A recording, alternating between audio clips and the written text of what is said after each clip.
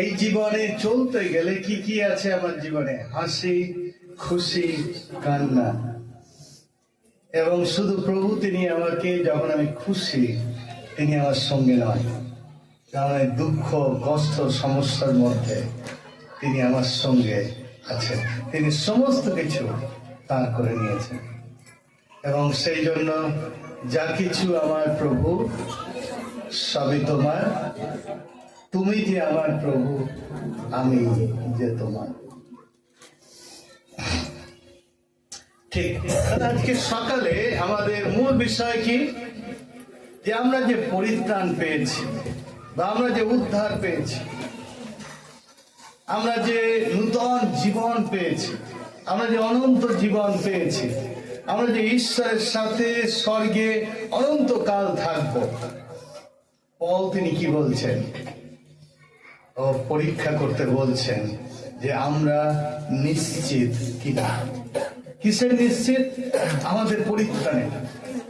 দ্বিতীয় পিতর তিনি কি বলছেন? যেন আমরা একদম নিশ্চয় হই যে আমি অবশ্যই কোথায় যাব? প্রভুর সাথে অনন্তকাল স্বর্গে থাকব। এবং দুটো আমরা চিহ্ন দেখলাম যার মধ্যে দিয়ে আমরা পরীক্ষা করতে পারি অন্যের জীবনকে নয়।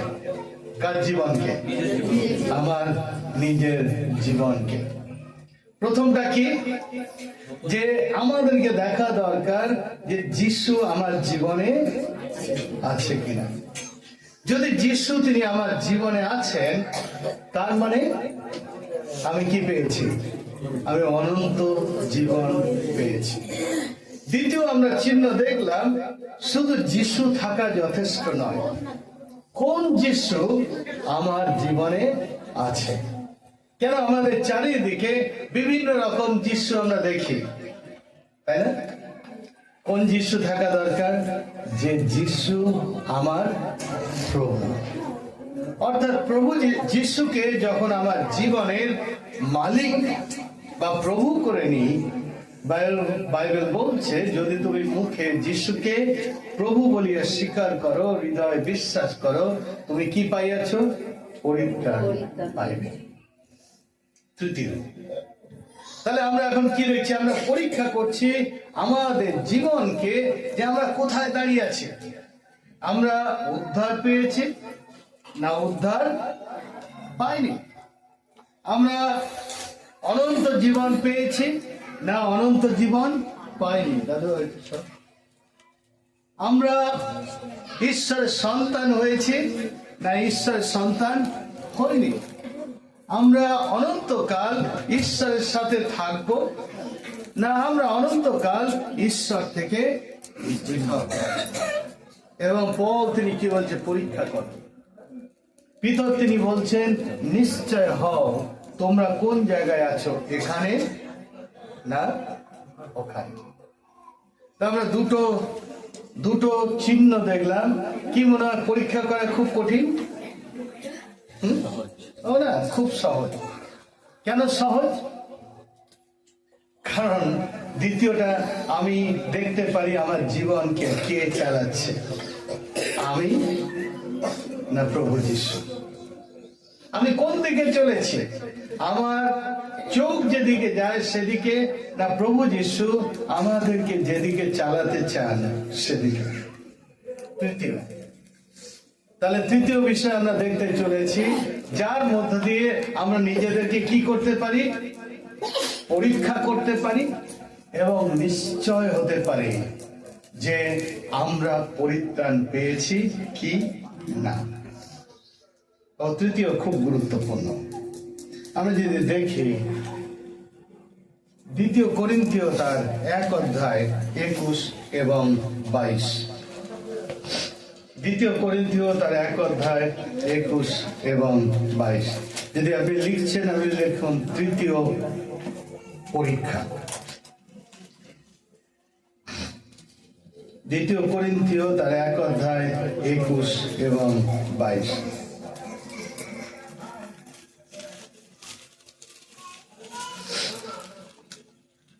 কি লেখা আছে এখানে? এখানে লেখা আছে, আর যিনি তোমাদের সহিত আমাদিওকে খ্রিস্টে স্থির করিয়াছেন এবং আমাদিওকে অভিষিক্ত করিয়াছেন, তিনি ঈশ্বর। আর তিনি আমাদিওকে মুদ্রাঙ্কিত করিয়াছেন এবং আমাদের হৃদয়ে আত্মাকে বায়না দিয়াছেন। বোধ হয় ইকোটা বন্ধ করবে, ইকো ব্যাপার আছে এখানে, ওটা পুরো মিউট করবে। তাহলে এখানে কি বলছে, যে আমরা যে পরিত্রাণ পেয়েছি, আমাদের পরিত্রাণকে কি করা হয়েছে, মুদ্রাঙ্কিত করা হয়েছে। মুদ্রাঙ্কিত মানে সিল করা হয়েছে। যেমন যদি ধরুন আপনি কোনো হয়তো জমি কিনতে গিয়েছেন, জমি কতক্ষণ পর্যন্ত আপনার নামে হয়, যখন যে হাকিম থাকে আপনার থেকে শুনলো, আপনাকে দেখলো, এবং যে বিক্রি করেছে তার থেকে শুনলো, এবং একবার যখন কি হয়ে গেল, ও আপনি জমির মালিক। তো এখানে ঠিক সেইভাবে দেখুন, এখানে বলছে তিনি ঈশ্বর 22 পদে, আর তিনি আমাদিওকে মুদ্রাঙ্কিত করিয়াছেন। আমাদেরকে কি করেছেন, মুদ্রাঙ্কিত করেছেন। কিভাবে, কিসের জন্য, এবং আমাদের হৃদয়ে আত্মাকে বায়না দিয়েছে। বায়না নামা আমরা জানি, বায়না নামা মানে কি, বায়না নামা মানে আমরা এই জমিটা আমার হবে, আমি কি দিয়েছি, তার জন্য মূল্য দিয়েছি, কিন্তু পুরো এখনো কমপ্লিট হয়নি, কিন্তু আমি কি করেছি, বায়না নামা আমি করেছি, এবং আমি জানি এই জমিটা আমার হতে চলেছে। এবং বায়না নামায় কি হয়, স্ট্যাম্প হয়।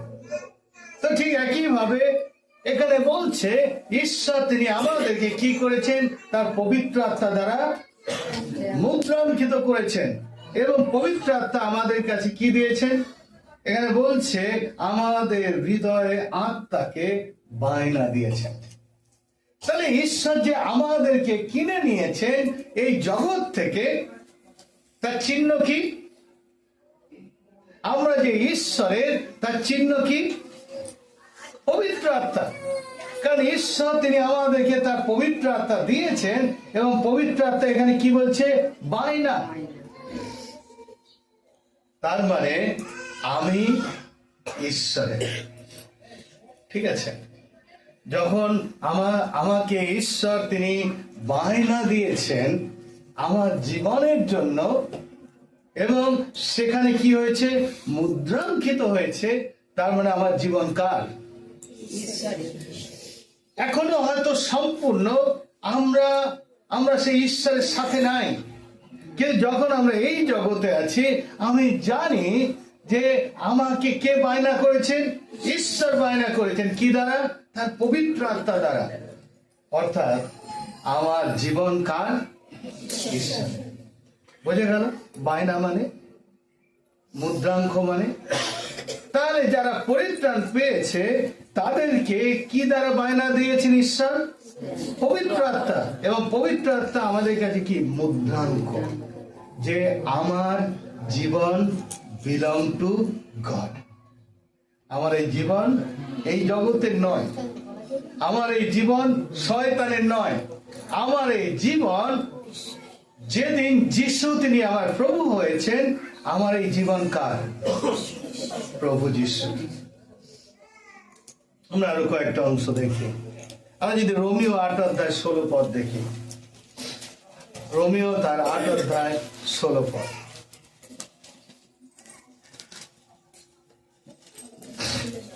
রোমিও 8 অধ্যায় 16 পদ বলছে, আত্মা আপনিও আমাদের আত্মার সহিত সাক্ষ্য দিতেছে যে আমরা ঈশ্বরের সন্তান।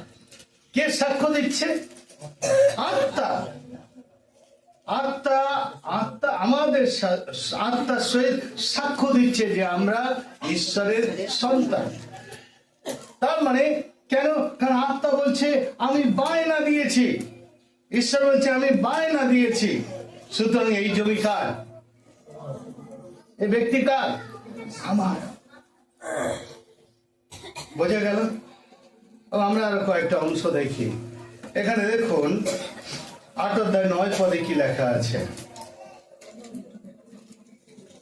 8 অধ্যায় 9 পদে লেখা আছে, কিন্তু তোমরা মাংসের অধীন নাও, আত্মার অধীনে রহিয়াছ। যদি বাস্তবিক ঈশ্বরের আত্মা তোমাদের মধ্যে বাস করেন, কিন্তু খ্রিস্টের আত্মা যাহার নাই সে খ্রিস্টের নয়।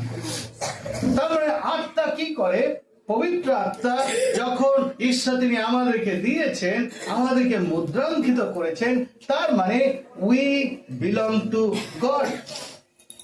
আমাদেরকে তিনি কি করেছেন? কিনে নিয়েছেন। আসি, মনে আছে প্রভু তিনি কিভাবে আমাদেরকে কিনেছেন? কত মূল্য দিয়ে তিনি কিনেছেন? হ্যাঁ, আমাদের জীবনের মূল্য কত? কত আমাদের জীবনের মূল্য? ভাই, কিছু মূল্য আছে? মানুষের জীবনে কিছু মূল্য আছে? নাই? ও, বহু মূল্য। একটা মানুষের জীবনের মূল্য কত জানেন? প্রভু যীশু তিনি বলছেন, মনুষ্য যদি সমুদ্র জগৎ লাভ করে কিন্তু নিজের প্রাণকে হারায়, আর কি লাভ?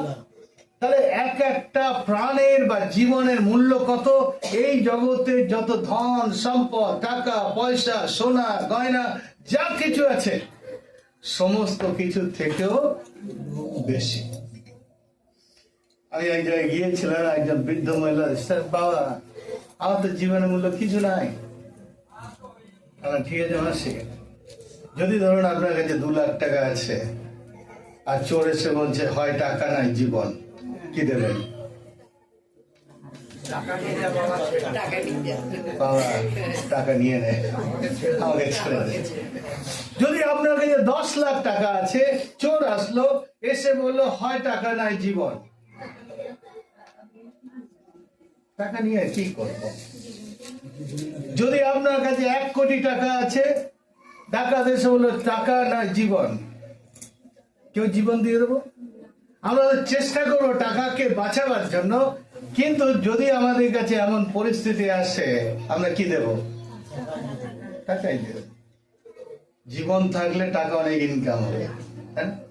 তাহলে আমরা দেখি ওই বৃদ্ধ মহিলাকে আমি যত বলছি, যদি ধরুন আমরা 10 কোটি টাকা আছে, কেউ এসে বলে টাকা নাই জীবন, কি দেবেন? টাকা। তবে ওনার জীবনের মূল্য কত হয়ে গেল? বহু মূল্য। তাহলে আমরা দেখি, যদি আমাদের জীবনের মূল্য কিছু নয়, তাহলে প্রভু যীশু কি আমাদেরকে কেনার জন্য অত মূল্য দিতেন? আমাদের কত মূল্য দিয়েছেন? 1 পিতর 1 অধ্যায় 18 কত মূল্য দিয়েছেন? 1 পিতর তার 1 অধ্যায় 18 এবং 19। তোমরা তো জানো, তোমাদের পুরুষগণের সমর্পিত অলিক আচার ব্যবহার হইতে তোমরা ক্ষয়নীয় বস্তুর দ্বারা, রৌপ্য বা স্বর্ণ দ্বারা মুক্ত হও নাই, কিন্তু নির্দোষ ও নিষ্কলঙ্ক মেষশাবক স্বরূপ খ্রিস্টের বহুমূল্য রক্ত দ্বারা মুক্ত হইয়াছ। আমরা বহুমূল্য যেখানে গোল করে রাখি, বহুমূল্য মানে কি? ইংলিশে বলছে precious blood of Christ. Precious মানে যা দুর্মূল্য। তাহলে যদি আমাদের জীবনের মূল্য এত হয় জগতের দৃষ্টিতে, তাহলে আমাদেরকে যদি ঈশ্বর তিনি কিনতে চান, কি দিতে হবে? সোনা দিয়ে হবে? ভালো ভালো কাজ দিয়ে হবে? আমাদের কোনো আচার ব্যবহার দ্বারা হবে? ও না। এবং সেই জন্য প্রভু যীশু তিনি আমাদেরকে কিনলেন বহু মূল্য দিয়ে। সেটা উদাহরণ দিই, আমাকে যে পেনটা আছে কত দাম হবে বলে মনে হয়? এটা বিদেশি পেন, কত দাম হবে বলে মনে হয়? এটা কত মূল্য, কত দাম হবে বলে মনে হয়? 10 টাকা। 10 টাকা। এটা 12 টাকা। 10 টাকা থেকে বেশি। 1000 টাকা। এটা হচ্ছে পার্কার, ঠিক আছে, এটার দাম 400 টাকা, এটার দাম 1200 টাকা, ঠিক আছে। এখন আমি হয়তো ধরুন আপনাদের কোথায় এটা হুগলিতে এসেছি এবং আমি তার আগে দেখাতে চাই, দেখি দাদু তোর পেনটা, যদি আমি কিনতে চাই কত নিবি তুই? হ্যাঁ 10, এটা 10 টাকা দাম, 5 টাকা না, 5 টাকা লাভ করছে, 10 টাকা। তা দাদু তোর পেনটা, না 5 টাকা, এটা 10 টাকা দাম কমে দিচ্ছে। আচ্ছা, কই মোবাইল কারণ যদি আমি এটা কিনতে চাই কত দিতে হবে? কত? 12,000, 15,000, কত? সেকেন্ড কত দিতে হবে? 10,000 কত দিতে হবে আপনাকে? আচ্ছা 10,000। যদি আমি এই দুইটা কিনতে চাই কত? কত বলো কত? হ্যাঁ, বসে 20,000। তাহলে কোন জিনিসের মূল্য কিসের উপর নির্ভর করে? আমি কি কিনছি, তাই কিনা? এখন যদি ধরি আমি এর থেকে পেনটা কিনলাম হচ্ছে আমি 5 লাখ টাকায়, ঠিক আছে, আমার স্ত্রীর জন্য আমি পেনটা কিনে নিলাম ক হাজার টাকায়? 5 লাখ। এবার আমি বাড়িতে গিয়েছি, আমার স্ত্রী এসে বলছে, আচ্ছা তুমি তো বর্ধমান, বীরভূম, বাঁকুড়া বিভিন্ন জায়গাতে ঘুরে আসলে, আমার জন্য কি এনেছো? দাঁড়াও, তোমার জন্য আমি 5 লাখ টাকা দিয়ে গিফট এনেছি। এইবারে কিন্তু আজকে আমি বলবো না, আমি কালকে রাত্রে বলবো, আজকে নয়। আপনি বলুন আমার কত টাকা দিয়ে গিফট এনেছি? 5 লাখ। আমার স্ত্রী কি মনে করবে? দারুণ গিফট, তাই না? সোনা বা অন্য কিছু। এখন কি হলো, আমি বললাম কবে তোমাকে দেখাবো? কালকে রাত্রে। রান্না করতে পারবে? হয়তো হতে পারে লবণের জায়গায় চিনি দিয়ে দেবে, তাই না? হলুদের জায়গায় লঙ্কার গুঁড়া। অপেক্ষা করবে কবে? কালকে সন্ধ্যায় আসবে। ও ঘুম হবে না, কে বললো? কেন ঘুম হবে না? যতক্ষণ পর্যন্ত না দেখবে আমি তার জন্য কি গিফট এনেছি। এখন দুপুর হলো, আমাকে বলবে কি, তখন খুব ভালোবাসবে, তাই না? বলো না, বলো কি গিফট? আজকে নয়, কালকে রাত্রে ঘুমাতে বলবে না তো, কথা বলবো না, দেখাও না, আমি কালকে দেখাবো। একদম সকালে উঠে কি জিজ্ঞেস করবে আমাকে? দেখাও না কি, কাল হয়ে গেছে, দুপুর হয়ে গেছে, সমস্ত দিন তার মনে কি থাকবে? কি গিফট এনেছে।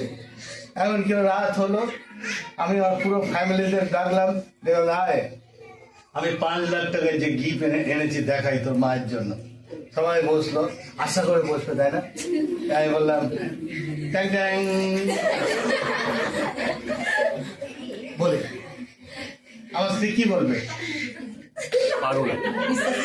কি বলবে আমাকে? এ পাগল হয়ে গেছে। আরে এটার দাম কত? 5 টাকা, তুমি 5 লাখ টাকা দিয়ে এনেছো।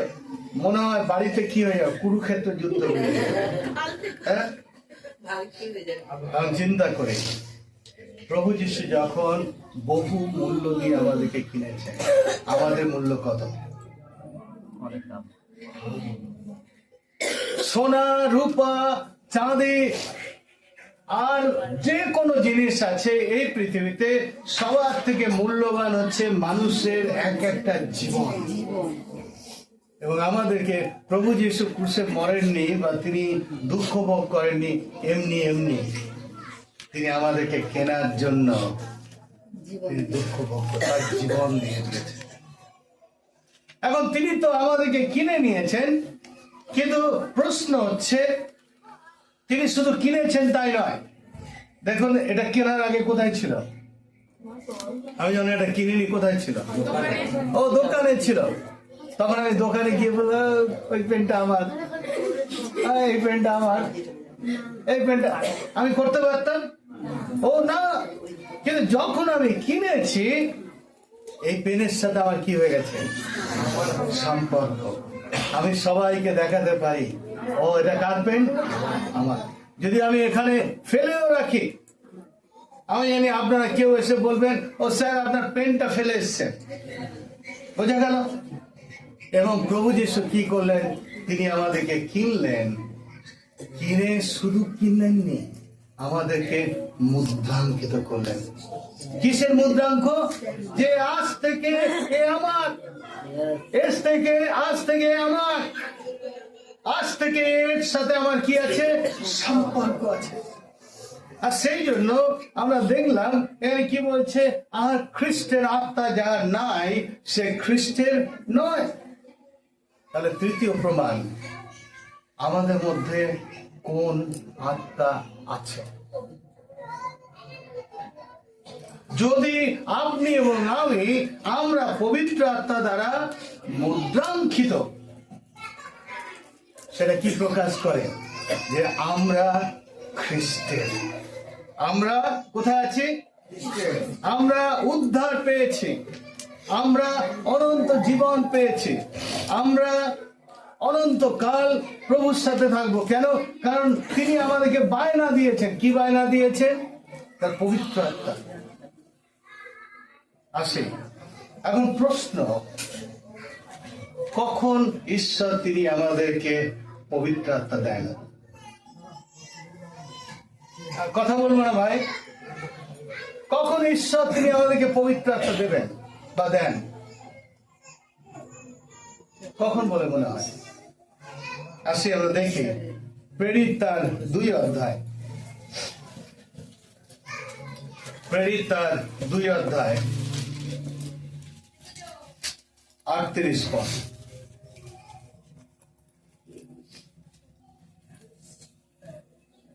তখন পিতর তাহাদিগকে কহিলেন, মন ফেরাও এবং তোমরা প্রত্যেকজন তোমাদের পাপ মোচনের নিমিত্তে যীশু খ্রিস্টের নামে বাপ্তাইসিত হও, তাহা হইলে পবিত্র আত্মার রূপ দান প্রাপ্ত হইবে। কখন? কখন বলছে? কখন ঈশ্বর তিনি আমাদেরকে পবিত্র আত্মা দেন? কখন বলছে? বলি একটা,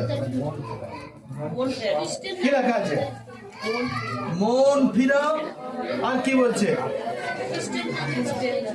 না না, এখানে বলছে তখন পিতর তাহাদিগকে কহিলেন, মন ফিরাও, তোমরা প্রত্যেকজন তোমাদের পাপ মোচনের নিমিত্ত যীশু খ্রিস্টের নামে বাপ্তিস্ম হও। শুনি, বাপ্তিস্মটা আমরা বড় করে দেখি। আমি যখন আপনাদেরকে বাপ্তিস্মের কথা আমি ব্যাখ্যা করব না, আপনারা ভাববেন ও আমি তো জানি না কোনো। তাহলে প্রথম বিষয় হচ্ছে ঈশ্বর তিনি কি চান? মন ফিরাও। মনে আছে যখন প্রভু যিশু তিনি এই জগতে এসেছিলেন, প্রভুর প্রথম প্রচার কি ছিল? ও মন ফিরাও, মন ফিরাও, স্বর্গরাজ্য সন্নিকট। তিনি বারে বারে তিনি কি প্রচার করতেন? তিনি লোকেদেরকে মন পরিবর্তনের বা মন ফিরানোর প্রচার করতেন। মন ফিরানো মানে ও আমি যেদিকে যাচ্ছি, প্রভু যিশু তিনি বলছেন ও আমি তোমাকে কিনে নিতে চাই, তুমি মন ফিরাও।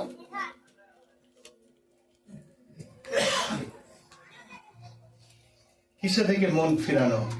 পাপ থেকে, অজ্ঞানতা থেকে।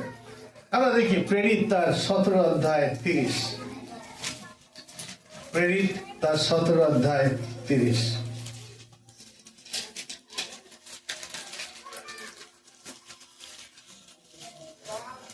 ঈশ্বর সেই অজ্ঞানতার কাল উপেক্ষা করিয়াছেন, কিন্তু এখন সর্বস্তরের সকল মানুষকে মন পরিবর্তন করিতে আজ্ঞা দিতেছেন। তাহলে ঈশ্বর তিনি কি করছেন? ঈশ্বর তিনি সমস্ত স্থানে সমস্ত লোকদেরকে কি বলছেন? কি আজ্ঞা দিচ্ছেন? ও মন ফিরাও। মন ফিরাও। কোথা থেকে মন ফিরাও? পাপ থেকে। না না না, পাপ থেকে না। এখানে কি বলছে? ঈশ্বর সেই অজ্ঞানতা কাল উপেক্ষা করেছেন। অজ্ঞানতা মানে ও আগে তুমি ভুল পথে চলছিলে, আগে তুমি যা করছিলে সেটা ঠিক নয়, আগে তুমি যে পথে যাচ্ছিলে সে ঠিক নয়, আগে তুমি যেভাবে পাপ থেকে উদ্ধার পেতে যাচ্ছিলে সেটা ঠিক নয়। কেন? কারণ তুমি অজ্ঞান ছিলে, তুমি জানতে না এই পথের শেষে কি আছে।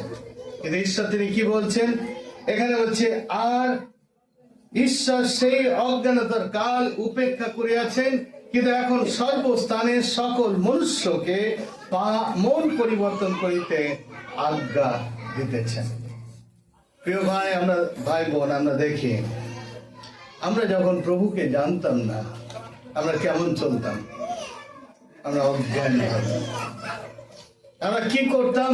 আমরা দেখতাম ও এই লোকটা এটা করছে, আর ওর মুখে আমরা হাসি দেখতাম। এবং একটা কথা আছে না, যে আমরা যখন অন্যকে দেখি যে ও ওখানে খুশি আছে, আমরা আমাদের খুশি ওখানে খুঁজতে চাই। সে যেদিকে চলেছে আমরাও অজ্ঞান ভাবে তার পিছনে চলেছি। মনে আছে প্রভু যীশু তিনি বলছেন, একজন অন্ধ আর একজন অন্ধকে পথ দেখাতে পারে না। কিন্তু একজন অন্ধ তার পিছনে আর একজন অন্ধ কেন যায়?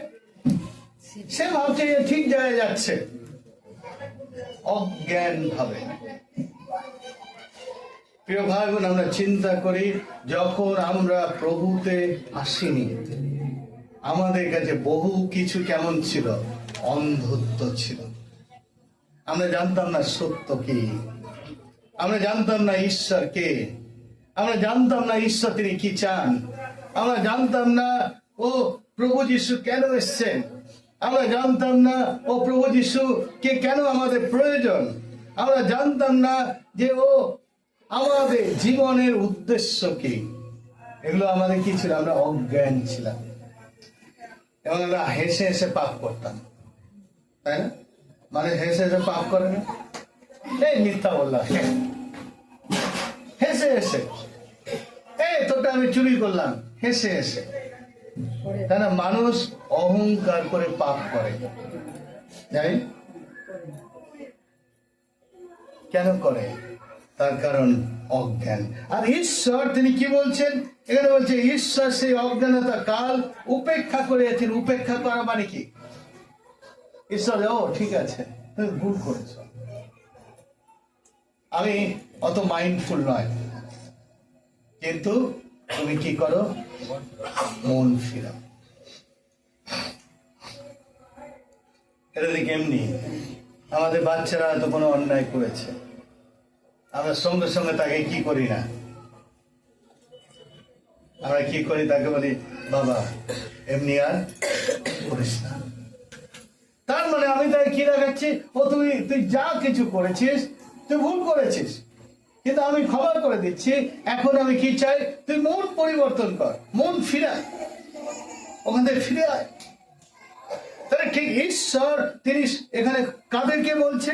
এবার যে সর্বস্থানের সকল মনুষ্যকে মন পরিবর্তন করিতে আজ্ঞা দিতেছে।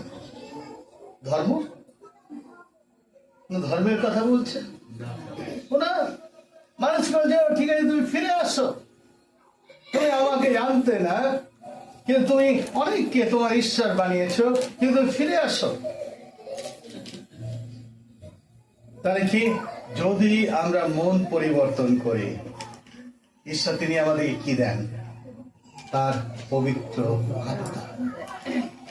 কিন্তু প্রশ্ন হচ্ছে অনেক সময় আমরা প্রভু যিশুকে বলছি আমরা যিশু, তিনি আমাদেরকে কিনে নিয়েছেন, আমরা যিশুর লোক, কিন্তু আমাদের জীবনযাপন কেমন? যিশুর মতো নয়। এখন আসি, তাহলে কেন পবিত্র আত্মার শীল বা মুদ্রাঙ্ক আমাদের জীবনে দরকার? নূতন জন্মের জন্য। মনে আছে একসময় প্রভু যীশু তিনি একসময় সন্ধ্যা হয়েছে এবং প্রভু যিশু তিনি একটা ঘরে আছেন, আর সেখানে একজন লোক আসলো, তার নাম নিকোদিম। যোহন তার 3 অধ্যায় খুলি, যোহন তার 3 অধ্যায়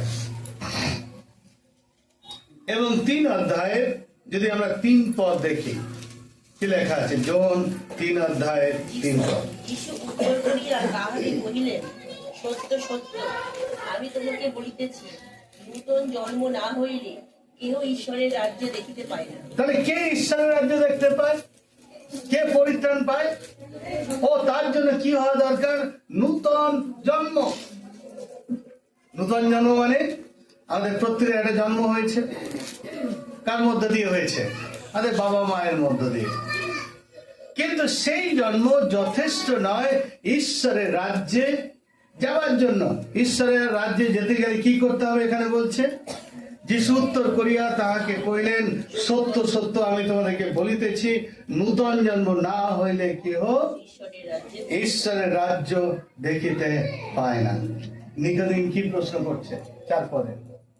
নিকোদিম তাহাকে কইলেন, মনুষ্য বৃদ্ধ হইলে কেমন করিয়া তার জন্ম হইতে পারে? এবার দেখুন 5 পদে। যিশু উত্তর করিলেন, সত্য সত্য আমি তোমাদেরকে বলিতেছি, যদি কেউ জল এবং আত্মা হইতে না জন্মে তবে সে ঈশ্বরের রাজ্যে প্রবেশ করিতে পারে না। আত্মার কথা দেখলেন। এবার দেখুন আত্মা কেন গুরুত্বপূর্ণ। 6 পদ বলছে, মাংস হইতে যাহা জাত তাহা মাংসই, আত্মা হইতে যাহা জাত তাহা। তাহলে নূতন জন্ম কেমন জন্ম? নূতন জন্ম হচ্ছে আধ্যাত্মিক জন্ম। আমাদের প্রত্যেকের মানসিক জন্ম হয়েছে, কার মধ্য দিয়ে হয়েছে? মা এবং বাবা। মা এবং বাবার মধ্য দিয়ে। তারা কি জন্ম দিতে পারে? মাংস। ও আমি যেমন আমি তেমন জন্ম দিতে পারি, তাই না? যদি একজন ছাগল আমরা দেখি, ছাগল কি জন্ম দেয়? ছাগল।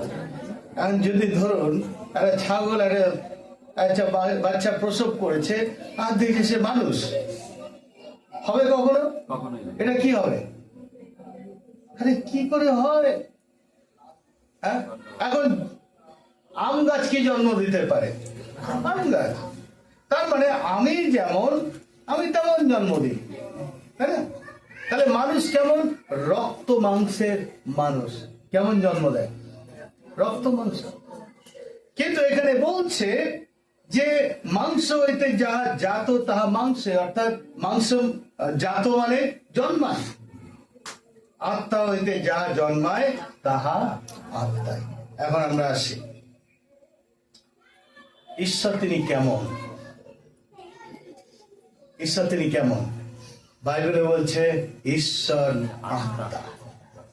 তার মানে আমাদের প্রত্যেকের একটা মানসিক পরিচয় আছে, এবং আমাদের মানসিক পরিচয় দেখা যে আমি কোন পরিবারের। বোঝা গেছে? যেমন দাদু ভাই, এটা কার মেয়ে? ওই কার মেয়ে এটা? ঠিক। যদি আমি তোমাকে বলি এটা আমার মেয়ে, না কেন না? দাদু তোর বাবা কোনটা? বল বল কোনটা? ওটা দেখ, তোর বাবার থেকে আমার কিন্তু অনেক কিছু বেশি আছে। আমি লম্বা, হ্যাঁ? আমি যদি তোকে বলি আমার মেয়ে, আমি দাদু। ঠিক, এখন আসি। আমি যদি মানিককে বলা হয়, মানিক তুমি প্রমাণ করো এটা তোমার মেয়ে, পারবে প্রমাণ করতে এটা তোমার মেয়ে? হ্যাঁ পারবে। কিভাবে আমরা প্রমাণ করবো? একটা টেস্ট আছে ডিএনএ। এর একটা যদি চুলও নেওয়া হয়, মানিকের সাথে মেশানো হয়, যদি রক্ত বা মাংস যে কোনো জায়গা থেকে একটুখানি যদি এ নিয়ে টেস্ট করা হয়, মানিকের যেমন ডিএনএ, তাহলে মানিক কি জন্ম দিতে পারে? এবং সেই জন্য মানিকও বাদ, এ সিংহ নয় কিন্তু, কেউ বাদ। ঠিক। এখন আসি, এটা বুঝতে পারলাম। এখন এখানে বলছে এটা কি জন্ম? মানসিক। এবার যদি ঈশ্বর তিনি কে? তিনি কেমন জন্ম দেবে? আত্মা। এবং এখানে বলছে প্রভু যিশু বলছেন, তাহলে নূতন জন্ম কি? আত্মা হইতে যখন আমরা জন্মাই, সেটা হচ্ছে নূতন জন্ম। আত্মায় কখন আমরা জন্মাবো? যখন আমরা মন পরিবর্তন করব। বোঝা গেল? আমি যে অজ্ঞানতার দিকে যাচ্ছিলাম, আমি যখন সেখান থেকে ফিরে এসে বলবো, ও প্রভু, আমার কোনো আশা নাই, তখন কি হবে? যখন আমি যিশুকে প্রভু বলে আমার জীবনে গ্রহণ করব, প্রভু যিশু কি বলবেন? আজ থেকে তুমি আমার। শুধু আমার নয়, আমাদেরকে কিভাবে নিয়েছেন দেখুন। রোমিও 8 অধ্যায় করি, আত্মিক জন্মের বিষয় আমি আপনাদেরকে দেখাই। রোমিও 8 অধ্যায়,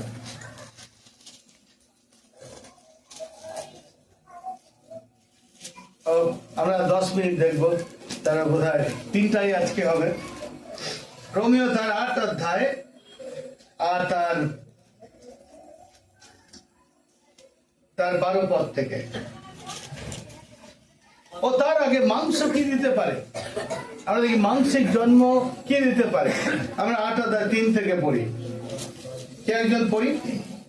কারণ ব্যবস্থা মাংস দ্বারা দুর্বল হওয়াতে যাহা করিতে পারে নাই, ঈশ্বর তাহা করিয়াছেন, নিজ পুত্রকে পাপময় মাংসের সাদৃশ্যে এবং পাখাটা বলিরূপে পাঠাইয়া দিয়া মাংসে পাপের দণ্ডাজ্ঞা করিয়াছেন, যেন আমরা যাহারা মাংসের বশে নয় কিন্তু আত্মার বশে চলিতেছি, ব্যবস্থায় ধর্মবিধির সেই আমাদিগতে সিদ্ধ হয়। আচ্ছা ঠিক আছে, আমি পড়ছি। কেননা যারা মাংসের বশে আছে তাহারা মাংসিক বিষয় ভাবে, কিন্তু যারা আত্মিক বিষয় আছে তারা আত্মিক বিষয় ভাবে। কারণ মাংসের ভাব মৃত্যু, কিন্তু আত্মার ভাব জীবন ও শান্তি। কেন মাংসের ভাব ঈশ্বরের প্রতি শত্রুতা, কারণ তাহা ঈশ্বরের ব্যবস্থার বশীভূত হইতে পারে না, হয় না, বাস্তবিক হইতেও পারে না। আর যারা মাংসের অধীনে থাকে তারা ঈশ্বরকে সন্তুষ্ট করতে পারে না। কি বিষয় বলছে? আমার মানসিক ভাবে আমার যে পরিবারে জন্মেছে, হতে পারে সব থেকে ধার্মিক পরিবারে জন্মেছে, আমি জন্মেছি, কিন্তু কি যদি আমি মানসিক জন্ম হয়েছে কেবল, আমি কি এখানে বলছে আমি কোন দিকে চলেছি? আমি কি বিষয় ভাবছি? মানসিক বিষয়। আমি কোন দিকে চলেছি? মৃত্যুর দিকে। 6 পদে আমি ঈশ্বরের কি শত্রু, এবং 8 পদে বলছে আমি হচ্ছে ঈশ্বরকে সন্তুষ্ট করতে পারি না, আমার কেবল মানসিক জন্ম হলো। এটা তো বুঝতে পেরেছি। এখন আমরা দেখি 12 পদ থেকে। অতএব হ্যাঁ পড়ি। অতএব হে ভাতৃগণ, আমরা ঋণী কিন্তু মাংসের কাছে নয়, যে মাংসের বশে জীবন যাপন করিব। কারণ যদি মাংসের বশে জীবন যাপন করো, তবে তোমরা নিশ্চয় মরিবে। কিন্তু যদি আত্মাতে দেহের ক্রিয়া সকল মৃত্যু সাধ করো, তবে জীবিত থাকিবে। কেননা যত লোক ঈশ্বরের আত্মার দ্বারা চালিত হয়, তাহারাই ঈশ্বরের পুত্র। ও ঠিক আছে, কি বলছে? কেননা যত লোক ঈশ্বরের আত্মা দ্বারা চালিত হয় তাহারাই। তার মানে আমার মানসিক ভাবে আমি কোন পরিবারে জন্মেছি সেটা বড় বিষয় নয়। হতে পারে আমি মুসলিম পরিবারে জন্মাতে পারি, হতে পারে আমি হিন্দু পরিবারে জন্মাতে পারি, হতে পারে আমি যারা বলে খ্রিস্টান পরিবার, আমি সেই পরিবারে জন্মাতে পারি। আমার মানসিক জন্ম ম্যাটার করে না আমার পরিত্রাণের। কেন? কারণ এখানে বলছে, কারণ যদি মাংসের বশে জীবন যাপন করো তবে তোমরা নিশ্চয় মরিবে, কিন্তু যদি আত্মাতে দেহের ক্রিয়া সকল মৃত্যু সাধ করো তবে জীবিত থাকিবে। ও আসল বিষয় আমরা দেখি 14-15। কেননা যত লোক ঈশ্বরের আত্মা দ্বারা চালিত হয় তাহারাই ঈশ্বরের পুত্র। 15 পদ। বস্তুত তোমরা দাসত্বের আত্মা পাও নাই যে আবার ভয় করিবে, কিন্তু দত্ত পুত্রতা আত্মা পাইয়াছ, যে আত্মাতে আমরা আব্বা পিতা বলিয়া ডাকি। তিনি আমাদেরকে কি দিয়েছেন? দত্তক পুত্র তার আত্মা। আমরা জানি দত্তক পুত্র মানে কি? দত্তক পুত্র মানে কি? আমি দেখছি কোন এই দাদু ওম তুই তোর জ্যাকেটটা খোল, জ্যাকেটটা খোল, খুলে এখানে আয়। ঠিক, আমি একটা উদাহরণ দেখাই এই পথটা বোঝার জন্য। তুই ওখানে বল,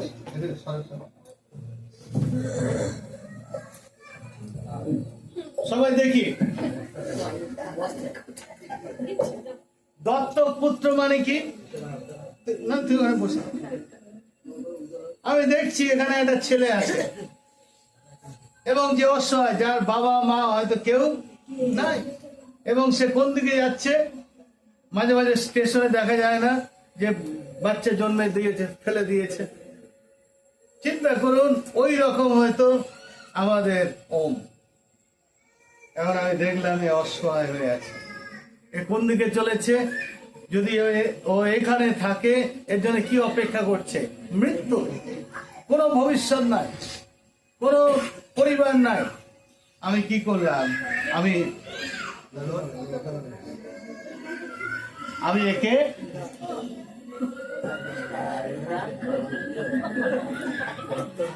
ঠিক আছে, আমি কি করলাম? শুনি, দত্তক মানে আর কিছু নয়, হিন্দিতে বলছে গোদ লেনা। গোদ মানে কি? এখানে পড়েছিল, আমি কি করলাম? গোদ মানে কোল, ঠিক আছে?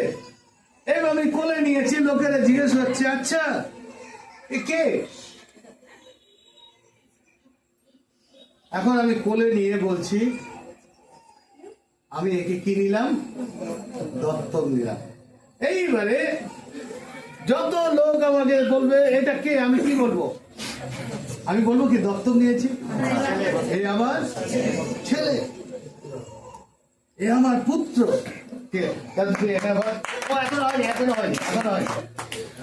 এখনো গুপ্ত বিশ্বাস বাকি আছে। কি বলছে এখানে? এখানে বস, এখানে বস। এখানে বলছে কেননা যত লোক ঈশ্বরের আত্মা দ্বারা চালিত হয় তাহারা ঈশ্বরের পুত্র। পুনর পদে বলছে বস্তুত তোমরা দাসত্বের আত্মা পাও নাই। তার মানে একে আমি আমাদের কুড়িয়ে এনে আমি কি করতে পারতাম? এ বড় সড়ো করতাম, এগুলো মজবুত হতো, এই কাজ কর, আমি করতে পারতাম। কিন্তু ঈশ্বর তিনি আমাদেরকে কিভাবে নিয়েছেন? আমাদেরকে ওখান থেকে কুড়িয়ে এনেছে। কুড়িয়ে এনে আমাদেরকে কি কি পরিচয় দিয়েছে? দত্তক পুত্রত্ব। আমাদেরকে দাসত্বের আত্মা দেয়নি। তারপরে কি বলছে? বস্তুত তোমরা দাসত্বের আত্মা পাও নাই যে আবার ভয় করিবে, কিন্তু দত্তক পুত্র তার আত্মা পাইয়াছ, যে আত্মাতে আমরা আব্বা পিতা বলিয়া ডাকি। এখন আয় দাদু, ঠিক আছে, আমি সবাইকে বলছি এ আজ থেকে আমার ছেলে। তুই আমাকে কি বলবি তাহলে? কি বলবি? বলো। তাহলে কি আমি স্বীকার করছি আজ থেকে আমার আর এও আমাকে কি বলে ডাকবে? ও বাবা। আমি যখন বলবো ছেলে, বল ছেলে, বুঝতে পেরেছি? আমি হয়তো জন্ম দিইনি, কিন্তু আমি তাকে কি করেছি? দত্তক নিয়েছি। এবং আমি বলছি সবাইকে এ আমার ছেলে। ঠিক একইভাবে আমরা হয়তো ঈশ্বরের পরিবারে জন্মাইনি, কিন্তু ঈশ্বর যখন আমাদের অসহায় পরিস্থিতি দেখেছেন, তিনি আমাদের কোলে তুলে নিয়েছেন। নিয়ে কি বলছে? এ আমার ও এখনো শেষ হয়নি, এখানে দেখি কি বলছে। বল দাদু, আত্মা আপনিও আমাদের আত্মার সহিত সাক্ষ্য দিতেছে যে আমরা ঈশ্বরের সন্তান। কে সাক্ষ্য দিচ্ছে? আত্মা। তার মানে আমি তাকে যে কোলে তুলে নিলাম, দত্তক নিলাম, আমিও সাক্ষ্য দিচ্ছি। আমার সন্তানও সাক্ষ্য দিচ্ছে সবার কাছে যে আমার। আমি চিন্তা করি আমাদের সম্পর্ক কিসে এবং কি প্রেমে। ও তারপর দেখি, তারপরে কি বলছে 17 পদে, আর যখন সন্তান তখন দায়াত, দায়াত মানে কি? ও আমার যা কিছু আছে, সব দায়াত মানে হচ্ছে উত্তরাধিকার। তার মানে আমার যা কিছু আছে সব কিছুর অধিকারী কে? সে ওম। বুঝতে পারলাম? এখন চিন্তা করুন, প্রভু যীশু তিনি আমাদের থেকে কি চান? কেবল যেন আমরা পরিবর্তন হয়। কি মন পরিবর্তন হয়? কোথা থেকে? সেই অজ্ঞানতা কাল থেকে, অজ্ঞানতা বিষয় থেকে যেন আমরা মন পরিবর্তন করে তার কাছে ফিরে আসি। যখন আমরা আসবো তিনি আমাদেরকে কি করবেন? কোলে তুলে নেবেন এবং নিয়ে কি বলবেন? আজ থেকে এ আমার সন্তান। আরো আমাকে কি বলে ডাকবেন? সেই জন্য আমরা প্রভুকে কি বলে ডাকি? ও পিতা। সেই জন্য আমরা ঈশ্বরের পরিবারের লোক। সেই জন্য আমরা একে অন্যকে কি বলে ডাকি? ও ভাই বোন। আমাদের মধ্যে কি সম্পর্ক আছে? কিসের সম্পর্ক? রক্তের নয়, আমাদের সম্পর্ক কেন? তার কারণ আমরা হয়তো রক্ত এবং মাংসে আমরা অন্য পরিবারে জন্মেছি, কিন্তু আত্মা আমাদের একই। কোন আত্মা? পবিত্র আত্মা। এখন আসি, আমি আপনাদেরকে আরেকটা অংশ দেখাই। গালাতীয় 4:7। গালাতীয় তার 4:7।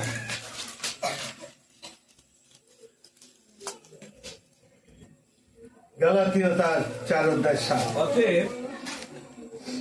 অতএব তুমি আর দাস নও, বরং পুত্র।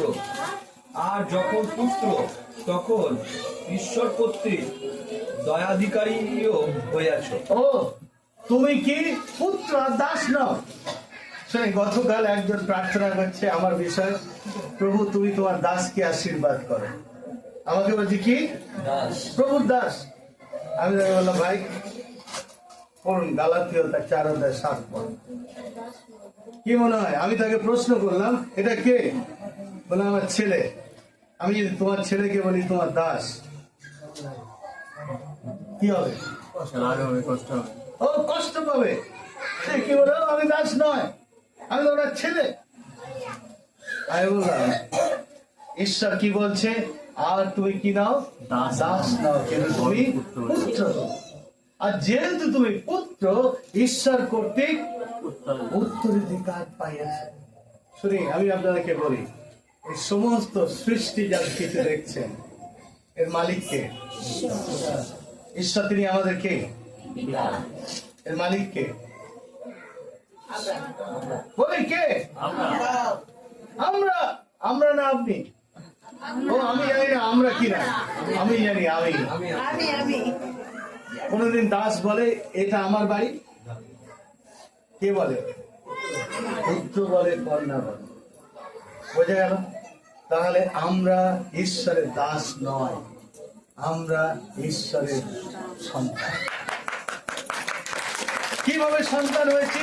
তার কারণ তিনি আমাদেরকে দত্তক নিয়েছেন, তিনি আমাদেরকে কিনে নিয়েছেন এবং আমাদেরকে তার পবিত্র আত্মা দ্বারা মুদ্রাঙ্কিত করেছেন, বায়না দিয়েছেন যে আজ থেকে তুমি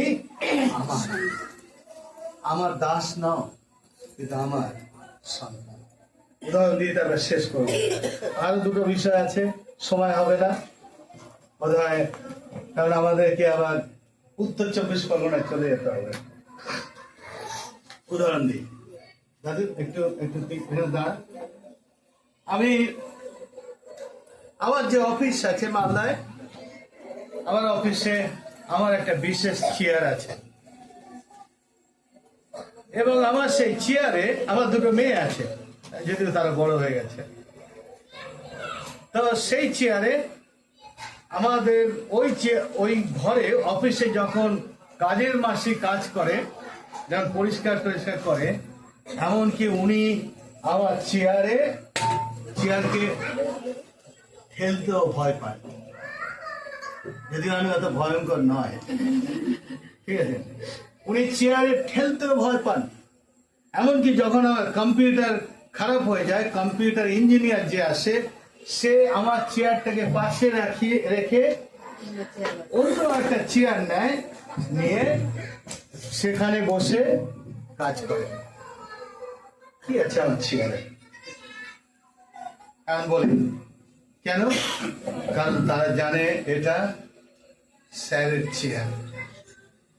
এখন আমার মেয়ে, দুটো মেয়ে, এবং আমি যখন দেখি মাঝে মাঝে আমার অফিসের কাছে আমার মেয়েটা বসে আছে চেয়ারে, বসে হচ্ছে ঘুরছে। কেন? কেন অত বড় যে ইঞ্জিনিয়ার, কম্পিউটার ইঞ্জিনিয়ার, সে আমার চেয়ারে বসে না? কেন যে কাজের মাসে সে আমার চেয়ারে বসে না? কিন্তু আমার মেয়ে, তার মধ্যে কোনো ভয় নাই, লজ্জা নাই, কিছু নাই, কিন্তু যখন তখন এসে আমার চেয়ারে বসে। কেন? কারণ আমার সাথে তার সম্পর্ক কি? আমি তার পিতা, সে আমার সন্তান। ও ঈশ্বরের তাই ঈশ্বর, তিনি আমাদের জন্য তার যা কিছু সবকিছু মালিককে। আপনি এবং আমি যদি আমাদের আধ্যাত্মিক জন্ম হয়েছে, কি মনে হয় আমরা আমাদের পিতার চেয়ারে বসতে পারবো? ঈশ্বরের সিংহাসনে বসতে পারবো? কতজন মনে করি হ্যাঁ? আর যারা ভাবছি না, ঠিক আছে, আমি দেখাই, তবে শেষ করবো। প্রকাশিত বাক্য তার 3:20 দেখুন। আমি আপনাদেরকে দেখাতে চাই পিতা এবং সন্তানের সম্পর্ক। প্রকাশিত বাক্য তার 3:20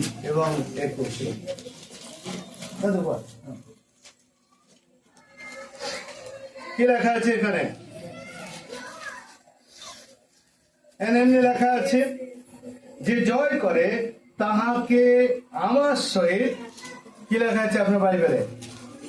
যে জয় করে তাহাকে আমার সহিত আমার সিংহাসনে বসিতে দিব, যেমন আমি নিজে জয় করিয়াছি এবং আমার পিতার সহিত তাহার সিংহাসনে বসিয়াছি। আমরা কোথায় বসবো? স্বর্গে। আমাদের কাছে কোনো বাধা নাই আমার পিতার সিংহাসনে বসতে। যেভাবে আমার বাচ্চারা, তার সাথে যেহেতু আমার সম্পর্ক পিতা এবং সন্তানের, তাহলে যে কোনো সময় যে কোনো মুহূর্তে এসে আমার চেয়ারে বসতে পারে। তেমন যদি আপনার যদি জন্ম আধ্যাত্মিক জন্ম হয়েছে, অর্থাৎ আপনি যদি মন পরিবর্তন করেছেন এবং প্রভুকে বলেছেন, প্রভু আমার দয়া করো, প্রভু তিনি কি করবেন? তিনি আমাদেরকে তার কোলে উঠিয়ে নেবেন, নিয়ে কি বলবেন? আজ থেকে আমি তোমাকে আমার দত্তক নিলাম। এবং তোমাকে দত্তক নিলাম কি হিসাবে? দাস হিসাবে নয়, আজ থেকে তুমি আমার সন্তান। এবং যখন ঈশ্বর তিনি বলবেন আজ থেকে তুমি আমার সন্তান, আমাদের তখন কেমন হওয়া দরকার? ও মুখে খুব সুন্দর হাসি, ও পিতা, ও বাবা, বুঝতে পারলেন? এবং শুধু ঈশ্বর তিনি আমাদেরকে তার সন্তান করে নেবেন তাই নয়, কিন্তু তার যা কিছু সমস্ত কিছু মালিক আমরা। তাহলে পল তিনি কি বলছেন? পল তিনি বলছেন, পরীক্ষা করিয়া দেখো তোমরা বিশ্বাসে আছো। ভিতর তিনি কি বলছেন? ও নিশ্চিত হও তোমাদের পরিত্রাণে। আজকে আমাদের প্রত্যেকের এক একজনের কাছে প্রশ্ন, আপনি এইখানে আছেন, এইখানে কি? পরিত্রাণ, উদ্ধার, অনন্ত জীবন, ঈশ্বরের সঙ্গে অনন্তকাল থাকা। আর এখানে কি? এখানে উদ্ধার নয়, এখানে কি অনন্ত জীবন নয়, এখানে কি পরিত্রাণ নয়, এখানে কি ঈশ্বরের সঙ্গে থাকা নয়, ঈশ্বর থেকে অনন্তকালীন বিচ্ছিন্নতা। পল বলছেন, ও তোমরা পরীক্ষা করো তোমরা কোথায় আছো, এখানে না এখানে। ভিতর তিনি বলছে তুমি নিশ্চিত হও কোথায় আছো। কিভাবে আমরা নিশ্চিত হব? 3টা বিষয় আমি বললাম। প্রথমটা কি? আমাদের দেখা দরকার আমাদের মধ্যে যিশু আছে কিনা। এবং যিশু যদি আমার জীবনে আছে, তার চিহ্ন কি? পরিবর্তন জীবন। দ্বিতীয়, যদি যিশু আছে, যিশু কি হিসাবে আমি রেখেছি, কোন পজিশনে রেখেছি? মালিক না মালিক? ও, অনেকে আমরা যিশুকে কিভাবে রেখে মালিক। মালিক কি করে? দেখাশোনা করে। ময়লা আছে, জল দেয়। যিশু আমাদের মালি নয়। আমরা অনেকে যিশুকে মালি হিসাবে রাখি, কিন্তু যিশু তিনি কি হতে চান? আমরা দেখি আমার জীবনে যে যিশু আছে তাকে আমি মালি হিসাবে রেখেছি না মালিক হিসাবে? তৃতীয়, আমরা পরীক্ষা করতে পারি বা নিশ্চিত হতে পারি যে আমি উদ্ধার পেয়েছি কি উদ্ধার পাইনি। কিভাবে? যদি আমার প্রভু যিশু বলছেন, যদি কেউ নূতন জন্ম না পাইয়াছে সে ঈশ্বরের রাজ্যের অধিকার। কিভাবে নূতন জন্ম হয়? যেন আমি মন পরিবর্তন করি, প্রভু যিশুকে বিশ্বাস করি, আমার পাপ থেকে আমি ফিরি। প্রভু যিশু আমাকে তিনি কিনে নেন এবং আমাকে তার সন্তান করে নেন, এবং শুধু সন্তান করে নেন তাই নয়, কিন্তু তিনি আমাকে তার সমস্ত অধিকার তিনি আমাকে দেন। যদি আপনার জীবনে এই তিনটে বিষয় আছে, আপনি নিশ্চিত যে আপনি উদ্ধার পেয়েছেন বা পরিত্রাণ পেয়েছেন বা অনন্ত জীবন পেয়েছেন বা অনন্তকাল আপনি প্রভুর সাথে থাকবেন। আপনার জীবন থেকে কেউ পরিত্রাণকে কেড়ে নিতে পারবে না। ঈশ্বর আপনাদের আশীর্বাদ। ধন্যবাদ।